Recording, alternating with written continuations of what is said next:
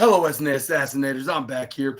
I guess I reached my limit of the first clip of the video. Now I made a second one of the NXT review video, and as I was saying before it cut off the live stream, I want to tell you, assassinators, uh, that that Bubba Ray Dudley was saying that he recognized him and he and he commanded the conversation of on Busted Open Radio, and he's like, and no matter where he turned, people were turning basically about none other than Rich Holland, the future of WWE, and it is where fans in attendance on the show were like, we don't think so. Like whoever those fans are, they were definitely not.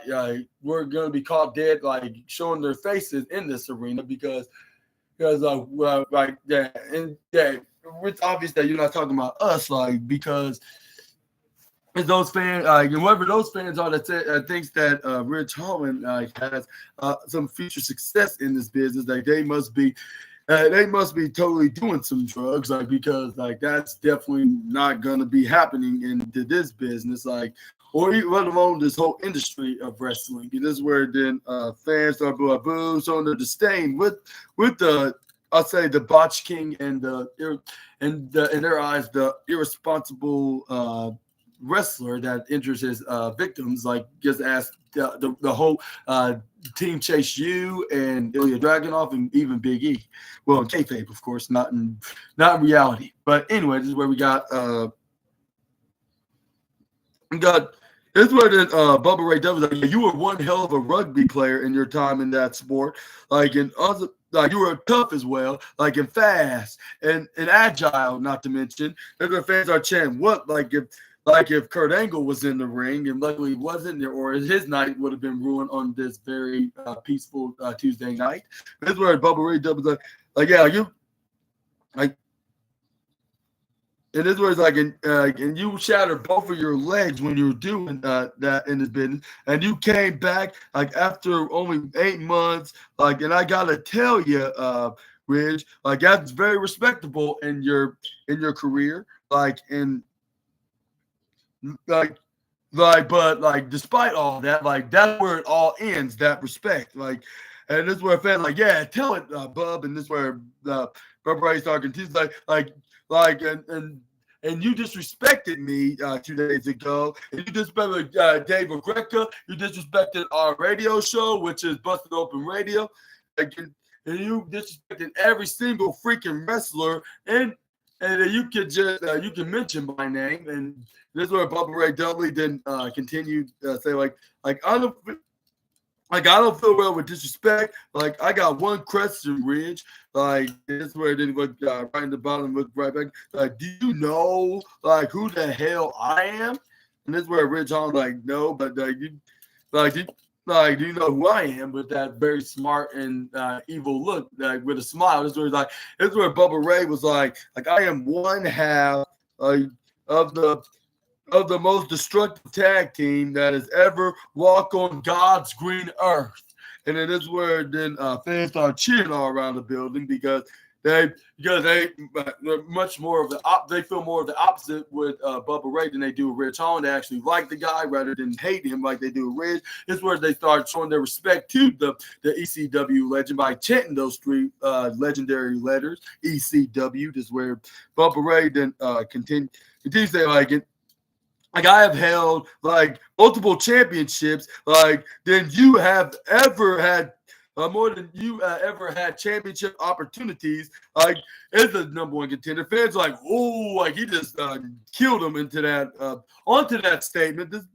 And this is where then he point to what's his name. Who was it? It was Ethan Page.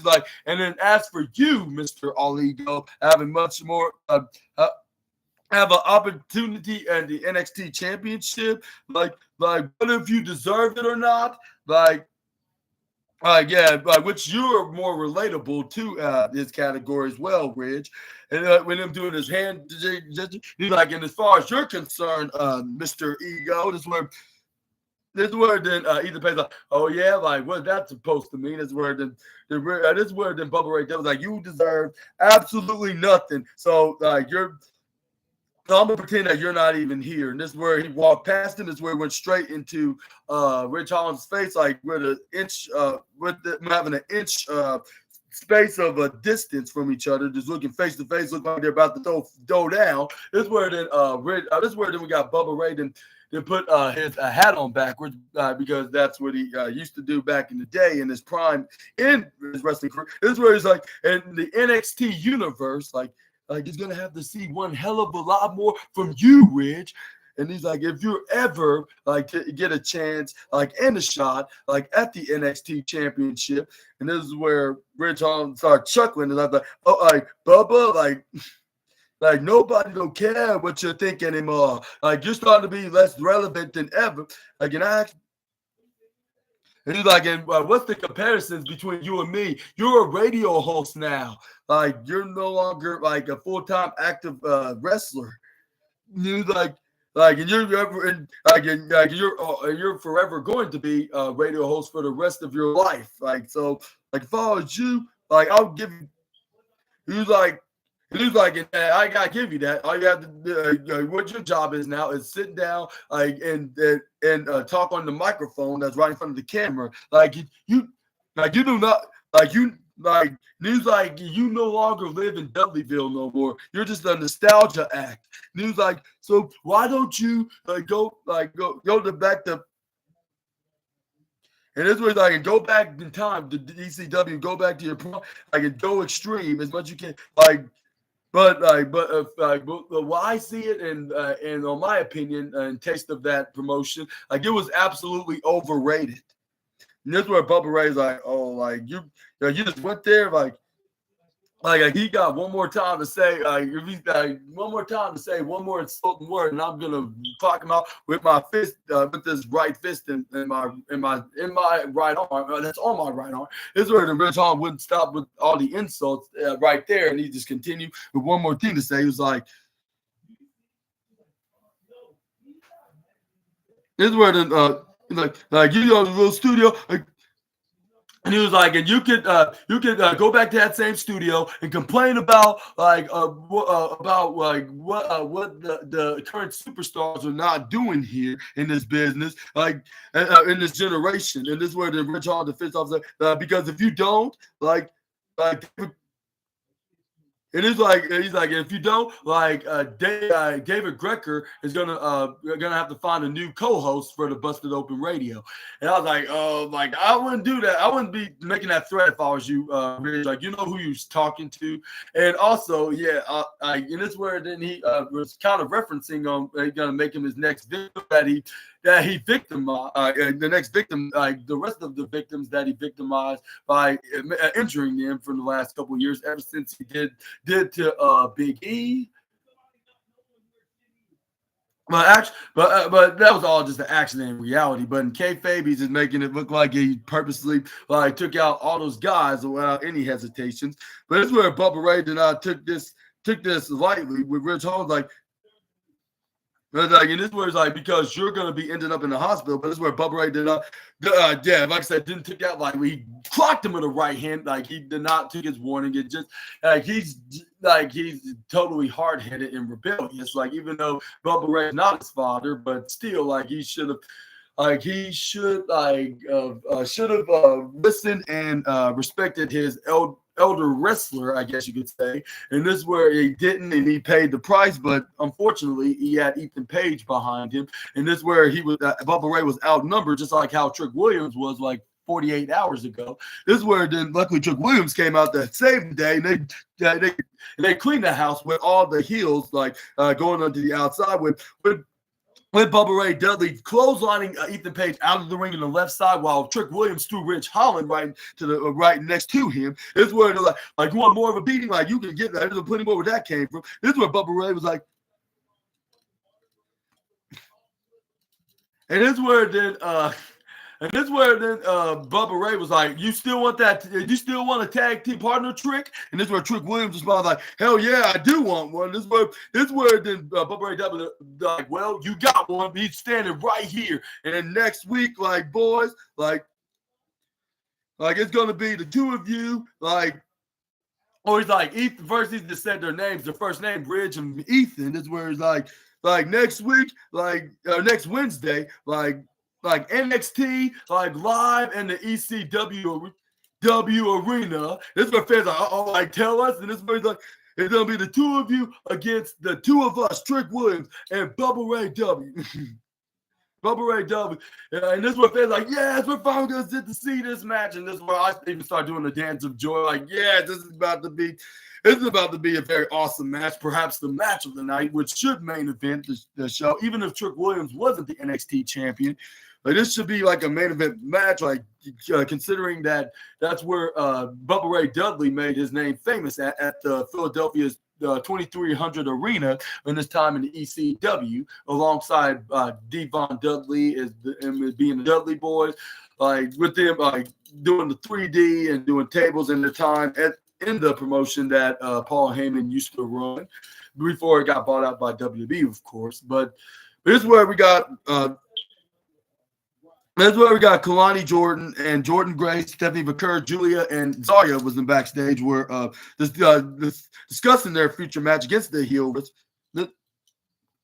And this is where Stephanie McCurr hilariously said, like, "I'm gonna take care of Roxanne." Oh, before I continue with the women back in the locker room, I want to say like kudos to Ridge Holland for breaking the fourth wall about Ridge Holland. Ridge Holland talking about Bubba Ray complaining about like what the new generation of wrestlers are not doing, like saying going back to his house again and doing the podcast like right on this camera, like right in front of the microphone, and sit down on his chair and complaining about which wrestlers in this new generation's not doing what they need to be doing. But that was totally hilarious, like with him bringing that up, which Bubba Ray Dudley does, but only like not in a critical way, like how Rich Holland assumed it to be. But we all knew what he was referring to, though, like with him giving him his opinions, like even though maybe sometimes he does like be a little critical, though, like but most of the time it's more in an understanding manner, like the way he explains like his opinion on how the wrestling company should have booked like an angle or a match with a specific wrestler of some sort. But yeah, I appreciate the fourth wall breaking moment from Rich Holland for pointing that out, what exactly Bubba Ray does on this podcast. But anyways, it's where we got. And this is where we got we got a backstage where every woman telling each other what they're going to do to their opponents in their 10-woman tag match. We start off with Stephanie McCurr taking care of Roxanne Perez. She's like dibs on her while Julia said, "I'm gonna clean Cora Jade's clock off like in her dome." This is where the Zarya's like. This is where Zarya's like, well, y'all like while y'all do that, like leave Fatal Influence for me. And this is where Jordan Grace like I'm and she was like no, like I want dibs on them too. Like and she was like don't leave me out. This is where they start arguing. This is where Klein Jordan's like, oh, okay, how about y'all both take care of Fatal Influence alongside with me as well, like as long as y'all leave Fallon Henley for myself, like. Yeah, so like it is where right when they start discussing and finally getting back on the same page, this is where we got none other than Rhea Ripley came in. She was like, "Well, like I finally get to see you here in this very building in person, Zarya." Like in the face, she was like, "Welcome to the place that where dreams come true in this profession." Basically, that's what she said. Like giving her a welcome home message, saying like And then this is where she asked the whole women, all the women in the locker room, like because most of them are newcomers except for Kalani because she's been there for the past year, while the rest of the four just got there in 2024. Jordan Grace, the reason why she got in there in the first place because of the partnership with TNA, while the other three, Stephanie Vaquer, Julia, and Zarya, was there because out of free agency. But anyway, this is where then we got Rhea Ripley's like, okay, I wish you girl. And it was like with seeing y'all beat the hell out of y'all's 5 opponents is going to be amazing, which they totally agree with the former, like not much of a political guy, like I said plenty of times before on my wrestling news video as of late, because everybody's getting ready for this election and I would rather see somebody that I would like to see in office become president, like whether if it's a friend or a family member or even a favorite celebrity, maybe even a wrestler like from WWE or AEW. I understand why I just brought up the other company's name just by making an example and the statement about like how I'm not really much into politics unless if it has something to do with something or someone that I like the most. Yeah, if you know what I mean. But yeah. If you see on my ballot, you'll probably see like a top 100 list of people that I would rather like to see as president, but that's a different story for a different day. But moving on, we got this is where we got. But before we get into a match in the segment between Ava and her assistant, this is where we got what's her name, Jada Parker and Lola Vice sending a message on each other what exactly they're going to be doing to one another in their hardcore match, like just beating the bloody mess out of them, or I'll say the mess don't even sound right. I'll say beating the bloody sugar honey iced tea, I should say, out of each other, which that sounds a bit too harsh and inappropriate, I guess you could say. But yeah, basically that's what they were saying. Except they didn't say it like that, but you get what I'm trying to say. Like they're gonna beat the hell out of each other, like with every weapon they can find in this hardcore match. Yeah, with Dawn Marie as a special guest referee because that's what she made her. Because that's also a wrestler that she made herself famous in, and that was ECW, the original ECW, like where she became a star in the wrestling business, which that's something that you probably would want to remember rather than her time in WWE. But this is where next up, we got. But this is where we got this is where we got Robert Stone and Stevie Turner was arguing with Robert Stone starting by saying like it's gonna be next Wednesday. This is where she was like, yes, I already know that, you idiot, and they started going back and forth until we saw referees and security guards went running outside. This is where Ava's like, what the hell's going on? This is where we saw it was Dominic Mysterio and Liv Morgan that was walking inside of it. Like, what the hell you're doing here? Like, I didn't invite you here. Like, only and this is where she put 2 and 2 together why the couple were here, the on-screen couple, not the real life couple.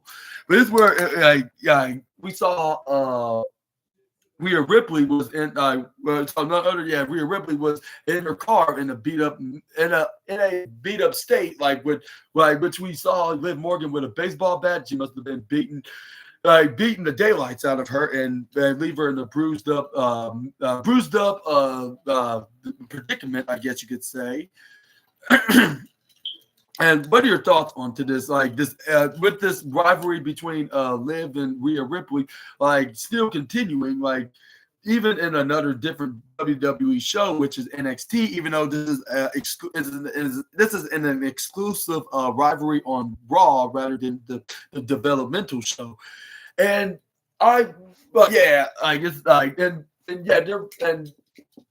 and something tells me that Liv Morgan just may not win the women's Crown Jewel Championship because of this.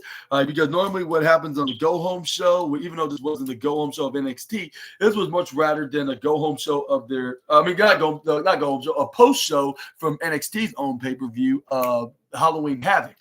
But something just tells me after she did that to Rhea, something just tells me that the pay-per-view, she's going to pay for that. With Rhea Ripley going to get some kind of revenge to help Nia, even though not because she wanted to help Nia, just to give her some, a whole taste of her own medicine, but just to get some kind of revenge onto her, like what she did to her this night on Tuesday, October 29th. But But yeah, this is where we got the referees like, we need some help, like we need medical attention. This is where like they brought her right into the medical room. I'm not sure what's the status of her of this attack from Liv Morgan. Some tells me this is all part of the script, like, and they did not show no X sign, so she's not like probably permanently damaged. So that's a good sign, and it looks like she's likely going to be showing up at Crown Jewel, but we're just gonna have to wait and see about that. But let's move on. Let's talk about the tag team match, which featured Javon Evans and Cedric Alexander against the tag team champions, Nathan Frazier and Axiom. This match totally stole the show for sure, and it's definitely going to get the Golden Trophy Award of the night, and that is the Best Match of the Night award. But yeah, let's start off with, I believe it was the Young OG and the no, it was the young. It was the Young OG's kayfabe uncle, Cedric Alexander and Axiom, with them being the peacemaker between the beef that Nathan Frazier and Javon Evans have been having for the last week. And then, yeah, this is where they start going at with like the professionals that they are, with them going for the technical leg locks until we got Cedric Alexander kicking right off when Axiom tried to attempt to go for a leg lock of his own. This was Cedric Alexander to go for a wrist lock, start bending his arm down. This is where he goes for an arm drag, this is where it goes for a stretch right onto the left arm of Axiom. But this is where Axiom managed to flip right out, like roll right into like a side backflip, did a little, I'll say a little tumbleweed roll. That's where he goes for a wrist lock of his own, and then he starts twisting the left arm of Cedric Alexander. Cedric Alexander started going for a rolling flip, didn't go for a kip up when he hit a second roll. That's where he tripped him right over. He goes right to the top corner rope. This is where Axiom tried to go for a rolling dodge, but this is where Cedric Alexander started hanging on to the rope. Smart move from the former NXT Cruiserweight Champion. This is where we got Cedric Alexander try to pick up Axiom. This is where he goes for an arm drag. This is where he goes for a slide duck. This is where he goes for a leapfrog, but he gets flapjacked right into the middle of the ring with Axiom start twisting and tying up Cedric Alexander's legs along with trying to tie up Alexander's arm, but he only can manage to get the left arm. But this is where Cedric flips right out of it. This is where he tried to go for a pin, but this is where we got Axiom kicks out of it before the referee can even count the one at 0.9. That's where they got Javon Evans. They start shouting something at Axiom, which not Axiom, it was Nathan Frazier, which Nathan Frazier took offense to this and shouted something right back at him. I couldn't heard exactly what he said. That's why I believe both of them were asking. I believe that whatever they're shouting at each other, they then start asking both their partners to tag them in. But this is where both Cedric and Axiom was like, "All right, boys, like calm down. Like we don't need this right now. We need to be professionals. We're gonna do this like the right way." This is where Nathan Frazier did not wait until Axiom tags him in. He just jumped right in. This is where Axiom's like, "Okay, like if this is what y'all want, like I guess I guess we could just let you guys battle it out and fight it. More like we fight it out. Like if it's Dragon Ball Z Kai, like that very catchy theme song. But anyway, that's a different story. Like which I'm probably going to be talking about on my future animated news videos. Like in my animated videos, I'm going to be making in the upcoming spring in 2025. Make sure to check that out. Like in the future. But this is where we got Javon Evans gets tagged in by his uncle Cedric. This is where.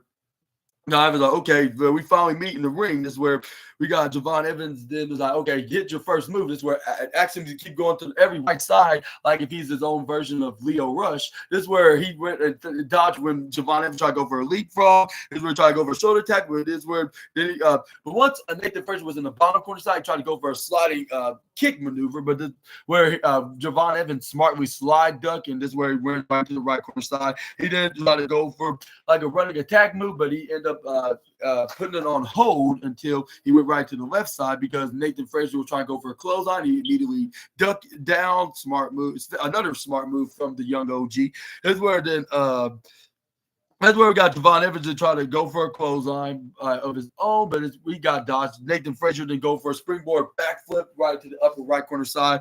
That's where he does have a clothesline. Javon Evans would do. This is where he gets slide Hurricane Rana, but amazingly, Javon Evans hit a handstand cartwheel flip, like do a front flip version of one. This is where he tried to go for a roundhouse kick, but this is where he got Nathan Frazier trying to go duck. This is where he goes for a right kick. This is where they start turning into Dragon Ball Z to Sonic X because they got to go fast. This is where then they start going quick. Every time they try to hit a move on to each other, they just quickly keep dodging and ducking and back and forth right onto each other. Like one hits a punch, then they duck, and then somebody goes for a kick, they dodge. They keep going for the double D's of dodging and ducking.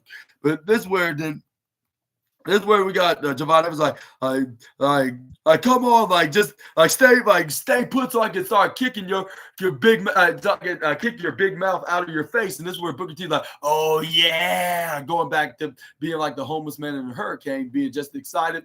He's like, I'm so very intrigued in this match. I would want to ride onto that spinny tropical storm ride that homeless man guy that's riding right outside into the ocean of Orlando or whatever he would say.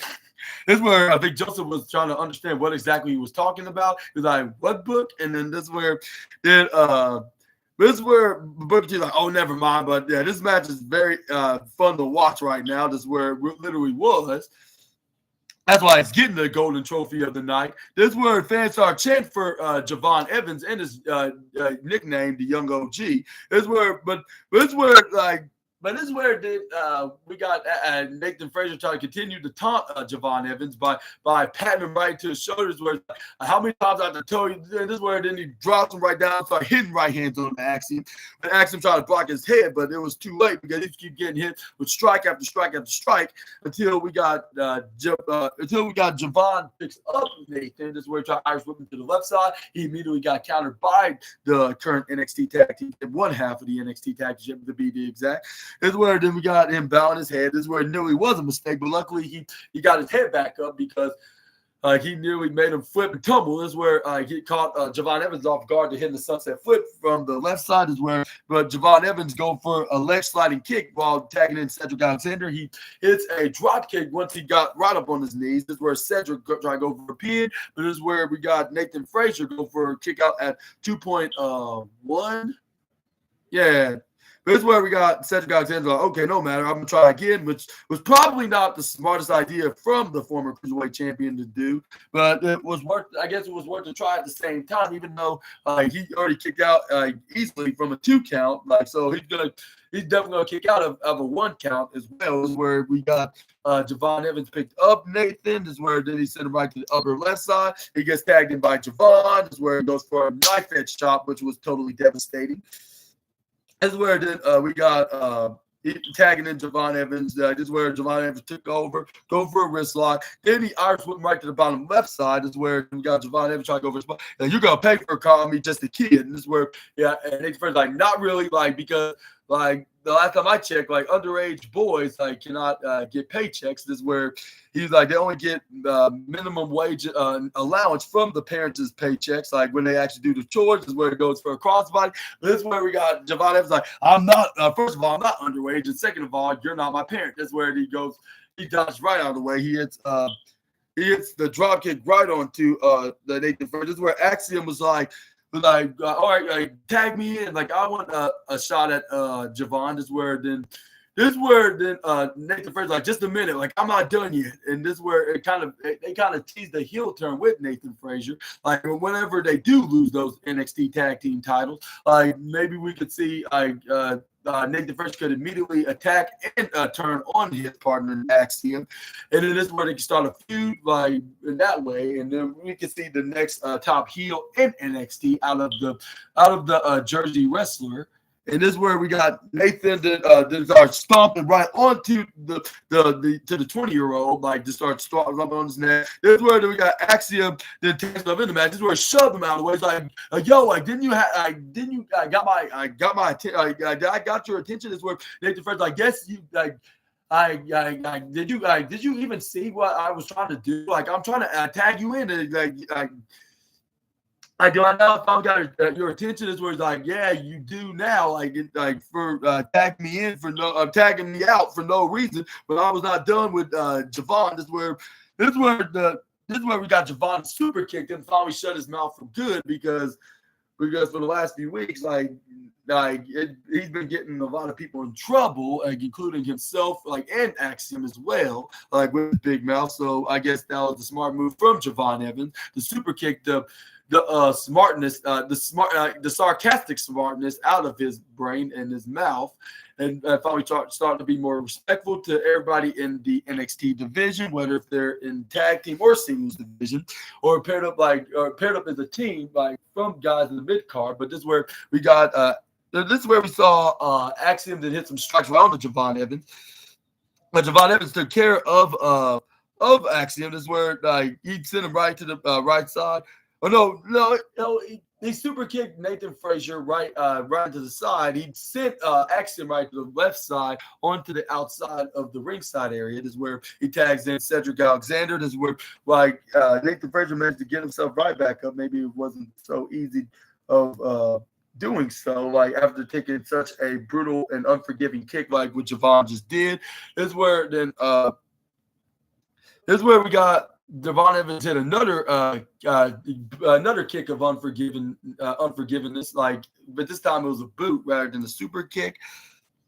This is where we got Cedric Alexander hit a flying what they call senton on the Axiom, with him looking like, damn, I know I still got it, which he figured out right now that he still had. And this is where we got the most powerful force in all of professional wrestling came on, which was the commercial break. And after they were done with the adverts, this is where we got the Axiom and Frazier was back in the lead once but with Axiom hitting a double Nelson suplex, tagging in Nathan Frazier, they go for a double super kick, like if they were the Usos and the Young Bucks combined. This is where we got. What's his name? Nathan Frazier. It was Axiom to try to go for a pin, but he still got denied with a 2.2 count. This is where we got Axiom to start going for the leg sliding strike kick with Cedric Alexander was on his knees, like he was his own version of Daniel Bryan. Like this is where then we got.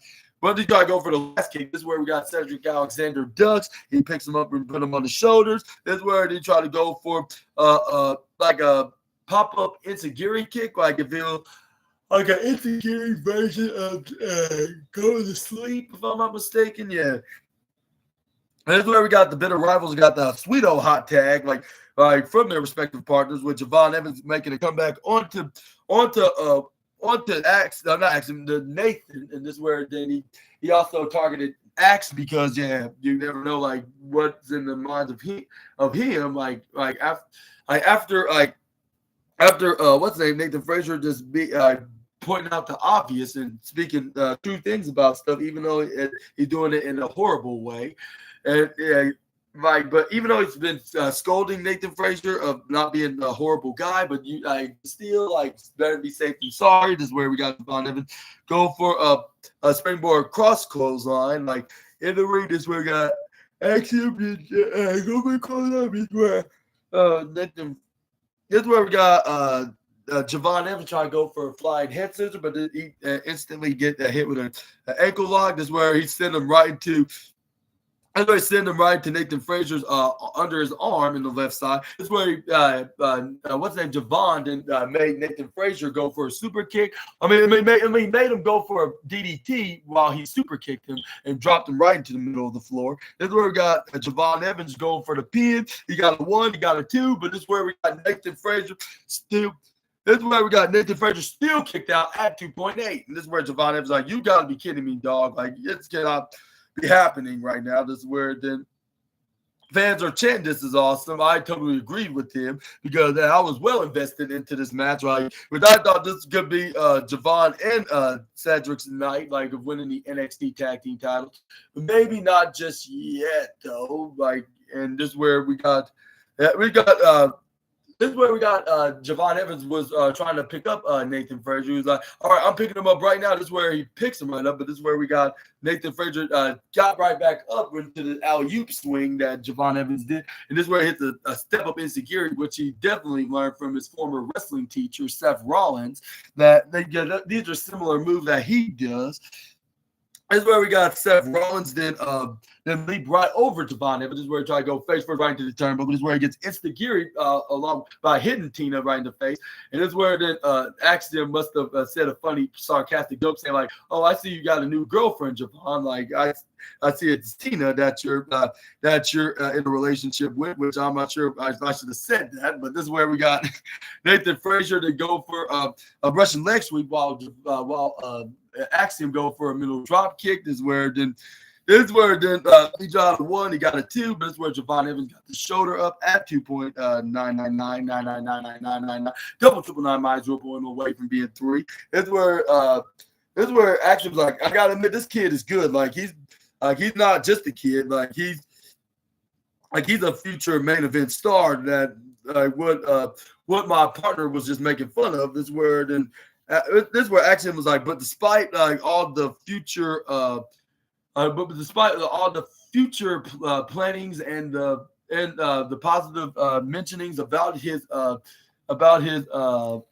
destiny of becoming a big time star, like he's still him and his kayfabe uncle's not going to beat me and my partner, even though my partner has some attitude problems, to say the least, like lately. But I'm going to correct those wrongs, and I'm going to do that tonight. Is where I try to go for a splash. Javon Evans smartly moved out of the way and went right to his corner in the upper left side. It's where we got what's his name? This is where we got Axiom try to go for a splash, but he gets kicked right to the face. This is where we got he fell right onto his knees. This is where Cedric Alexander then tags him in the match. This is where we got Javon Evans go for a spinning power bomb, while Cedric Alexander flip over what the Axiom hit his own version of a spinnable power bomb. But this is where they nearly got the match won, and they probably would have gotten away with it with becoming the new NXT tag team titles with this double team maneuver if it wasn't for that meddling instigating big mouth drama king, I guess some people probably would say. And that was Nathan Frazier. I don't know where I even got that mixed up from. Nathan Frazier that was there went for the stop. This is where we got Javon Evans then try to go for a tag. This is where like he managed to tag himself in the match. This is where he hits the bouncy cutter, the double bounce cutter, right on while leap dodging over what's his name, Nathan Frazier. He did it on his partner Axiom. It's where Big Joseph couldn't believe it. He's like, whoa, like what the hell did he just did? And this is where Booker T was like, you got to be freaking kidding me, dog. And this is where they nearly had the match won again when Cedric Alexander managed to help him out with Nathan Frazier, grabbing onto his leg and make sure he does not stop him. And again, with them saying, fool me once, shame on you. Fool me twice, shame on me, but never be fooled again. But yeah, they were fooled again because Axiom kicked out at the last second at 2.99999999999, double triple nine minus 0.1 away from being 3. And that's where we got the guys up in the front row. We're like, you just won't just quit. Like that guy just don't want this match to end with him getting pinball. Like, and he just don't want to quit. Like he knows there's so much on the table. It's like just so close after closeness.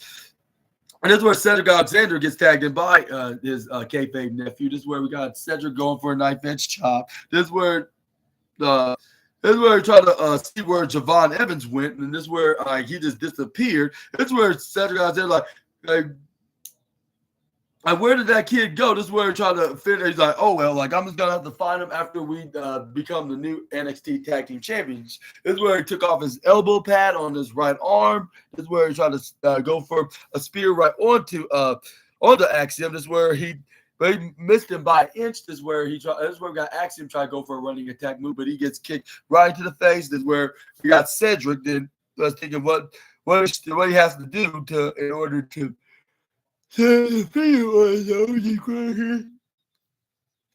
try to go for a dive, but he ends up getting stopped by Axiom. This is where then we got this is where it went up right up on the top row. This is where he gets tagged in by and Nathan Frazier when he did a Spanish fly. This is where Nathan Frazier then hits the Phoenix splash. But once you try to go for a pin, this is where we finally saw that Javon Evans came for the save and medal with him, or else they probably would have gotten away with it sooner if it wasn't for the meddling young star. This is where he axe handled for the save. This is where fans start chanting NXT, showing their satisfaction of the match. That's where we got Cedric Alexander go for a Kano crew driver right onto Nathan Frazier for a 2-point near fall, like of 999, 999, double two module going away from me. But that's what Cedric Alexander did not gave up. This is where then Javon Evans disappeared once again, but this time for good. But this is where it distracted Cedric Alexander where the hell he went this time. This is where we got Nathan Frazier took advantage of the moment. Hits a suplex right off the top with Axiom tags him on his back. This is where he hit the suplex. He picks him right up. This is where then he goes try to go for like a brain buster, but this is where he waited for Axiom to hit the super kick to do the double team. They got the 1, 2, 3. Still your NXT